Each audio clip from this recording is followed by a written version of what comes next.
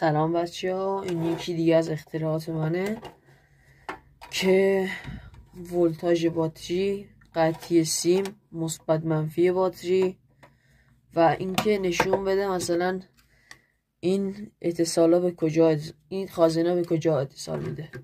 الان براتون تستش میکنم. برای ولتاژش کم نور من برا خاموش کنم.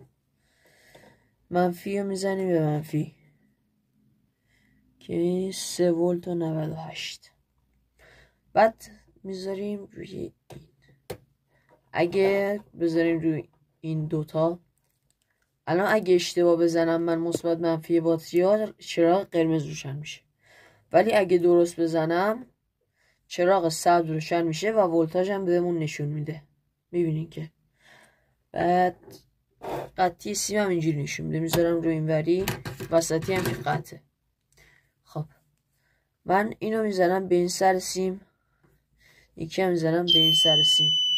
میبینین که صدا میده، ولی اگه قطع باشه صدا نمیده.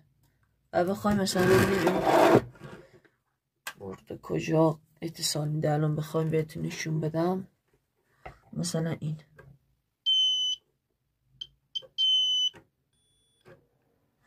اینجا یه اتصال خیلی کمی میده، نمیدونم میشنوین یا نه.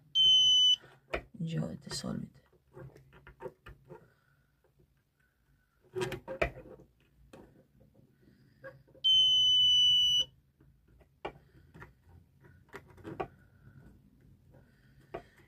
که اینجوری